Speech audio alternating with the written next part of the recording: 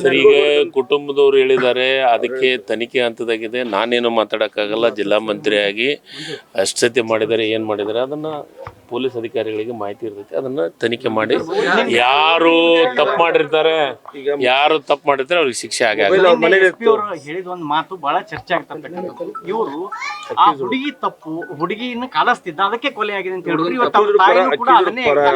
ಹೇಳಿದ್ರು. ಆ ರೀತಿ ಯಾರು ಹೇಳ್ಬಾರ್ದು. ಈ ತನಿಖೆ ಹಂತದಾಗಿದೆ. ತನಿಖೆ ಆದ್ಮೇಲೆ ಎಲ್ಲದನ್ನು ಸರಿ ಮಾಡ್ತಾರೆ.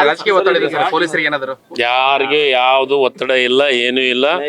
ಯಾರು ನ್ಯಾಯಯುತವಾಗಿ ತನಿಖೆ ಆಗತ್ತೆ ಅಂಥದ್ರೊಳಗೆ, ಆ ವಿಚಾರದೊಳಗೆ ನಿಜವಾಗ್ಲೂ ಆ ಫ್ಯಾಮಿಲಿ ಜೊತೆಗೆ ನಾವಿದ್ದೀವಿ. ಸರ್ಕಾರ ಇದೆ. ನೋಡಿ ಸರ್, ನಾನು ಒಂದೇ ವಿನಂತಿಯನ್ನು ಮಾಡ್ತೀನಿ. ತಂದೆ ತಾಯಿ ಮಕ್ಕಳನ್ನ ಕಳ್ಕೊಂಡು ದುಃಖದಾಗಿದ್ದಾರೆ. ಅವ್ರಿಗೆ ಸಾಂತ್ವನ ಹೇಳುವಂಥ ಕೆಲಸವನ್ನು ಮಾಡೋಣ.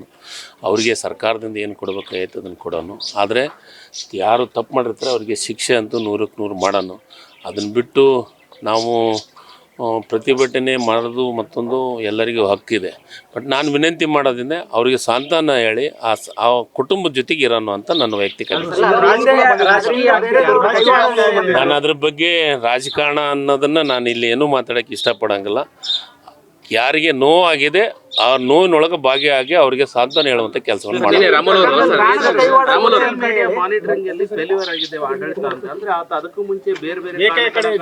ಏನೇನೋ ನಮಗೆ ಅದು ಇವತ್ತು ಈಗ ನಾನು ಫೋಟೋ ಮತ್ತೊಂದು ನೋಡಿದ್ದೀನಿ. ಅದಕ್ಕೆ ನಾನು ಅಧಿಕಾರಿಗಳ ಜೊತೆಗೆ ಮಾತಾಡ್ತೀನಿ. ಆ ಜಿಲ್ಲೆಯಲ್ಲಿ ಅದನ್ನು ನಮಗೆ ಮಾಹಿತಿ ಬಂದಿದೆ.